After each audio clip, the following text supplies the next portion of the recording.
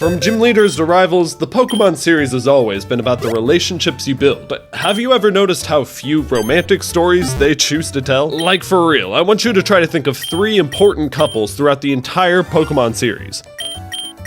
The truth is, there are only a handful of romantic relationships that ever take the spotlight. So let's see if I can name all of the ones you thought of in this little Valentine's Day video. Grab yourself some heart-shaped chocolates and teddy bears, and enjoy the video.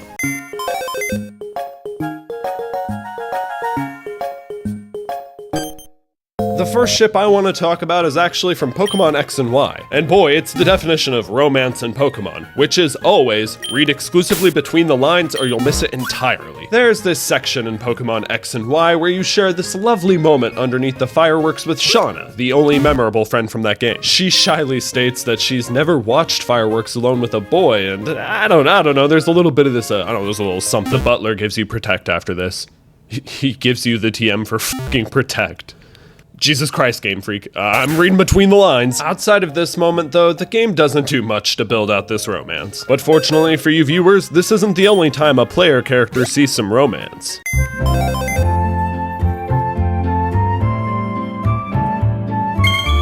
Ever since I was a child, I can recall the fandom shipping Brendan and May. I mean, it makes complete sense. The girl who's lived in Hoenn her whole life, showing the ropes to the new Johto boy who moved in, I mean, come on. However, to the dismay of the fans, there actually isn't that much in the original Gen 3 games that indicate that these characters have any feelings for each other whatsoever. I mean, no matter what, one of them is always the silent protagonist, and the other is the overly kind rival that just kinda gets obliterated. Except for that one battle, you know, on the underneath the bike path, that one's fucked up. But never fear, Bren May shippers, the Pokemon Company can hear your cries. At the end of the credits in Omega Ruby and Alpha Sapphire, Brendan and May share a moment underneath the fireworks, and the rival explicitly shares their appreciation for the player character, which many felt had romantic undertones. I mean, there was fireworks, come on.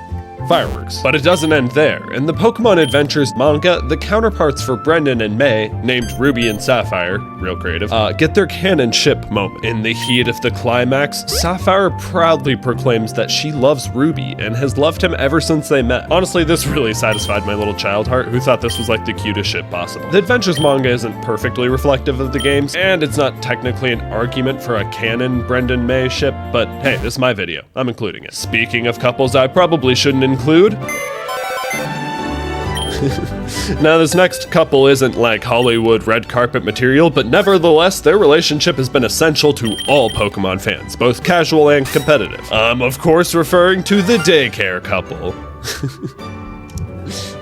The daycare man stands outside, letting you know whether your Pokemon laid an egg, and the daycare woman stays on the inside, running the daycare itself. There's not much to say about this one, but they feel like the region's grandparents. Without them, we wouldn't be able to breed, which sounds weird when I say that out loud. 10 out of 10 couple, so wholesome.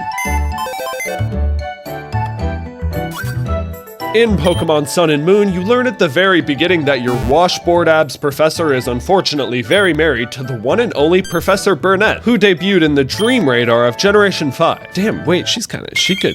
Honestly, I personally love this bit of continuity. It's awesome when Pokemon brings back older characters and gives them a place in newer narratives. Unfortunately, however, after learning that they're married in the beginning, we don't actually see much more of their relationship in the games themselves, which I think's a real shame. If you've watched the Pokemon Sun and Moon anime, however, you know that it gave us a lot more insight into their relationship. We get to see the relationship flourish while they're just in the dating phase, and then there's an adorable engagement scene and a wedding scene. It's really cute. Admit it and give up, Kukui. No, not yet. What I'm thinking about right now is... Hey, hold on. I choose you!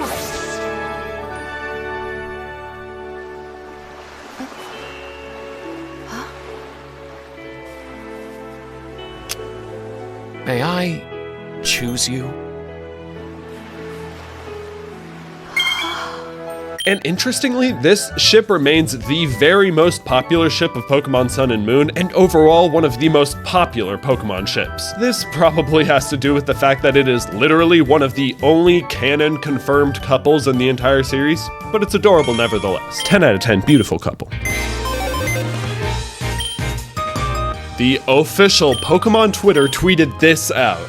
I knew it. I knew it the whole time. Archie and Maxie are fucking. The history makes so much more sense now. I don't care if you count this as canon, but I sure as hell do.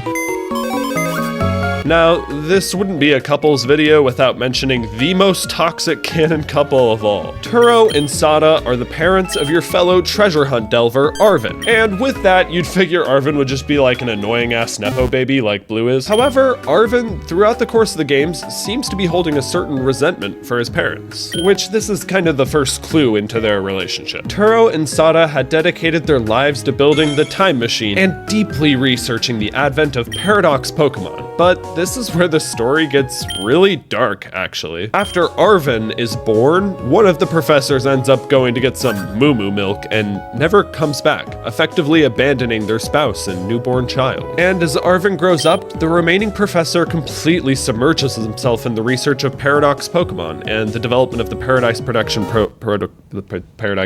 Paradise Protection Protocol. This is honestly so sad.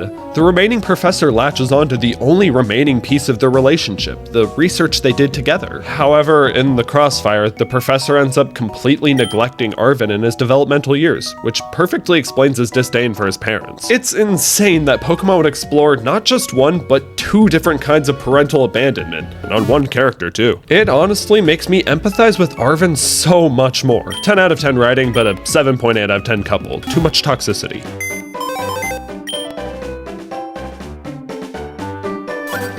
But, of course, this wouldn't be a video talking about Pokemon couples without the most popular ship in the entire Pokemon series, Ash and, there's gonna be a war here no matter what I say. Longtime Pokemon fans know that people have shipped Ash and Misty since the beginning of time. Misty was Ash's first female companion and potential love interest. However, if you watch back the first series nowadays, I think it becomes evident that Ash and Misty have much more of like a brother-sister relationship. They're always arguing, bantering, and just take a look at how many times Ash calls Misty ugly. Dogs are one of the three most disgusting things in the world! Aside from you, what are the other disgusting things? I knew we shouldn't have listened to you. Now we'll never get out of here. As if your sense of direction's so bad you can't find yourself in a mirror. You grab mirrors! Psyduck and I are so cute we'll look good whatever fashion we wear. I'm sure Psyduck will. I hate the way she treats us, but I like the way she looks. Yeah, not like some other girls who treat you bad and look even worse. I don't see any beautiful girl. Just turn around. Misty, please, only one of us can hallucinate at a time. I hope I'm not becoming heartless. You were always heartless. I'm sure some people interpret this as flirting, but this is bad flirting. Don't call the girl you like ugly. Surely this is not my boy's best game. Of course, I have to address this relationship before I mention what I believe to be Ash's true love interest. Everyone knows that Ash truly belongs with Latios. The Latios girl, you know? The one that kissed him? It's perfect. All right, fine. Yes, what can I say? They basically full-on kissy-wissy in their little goodbye, and Serena isn't a Latios, which means this is Ash's first human game. And with that information, it is officially Jover for both of the last Ash-Misty shippers in existence. Pack it up, boys. It's time to head back to Kanto. Ash, Serena is canon. But not as canon as Oak f***ing your mom. With that, you can see there aren't that many relationships in Pokemon that are ever in the spotlight. If I forgot any, go ahead and leave them down in the comments below. Otherwise, as always, thank you for watching. See ya!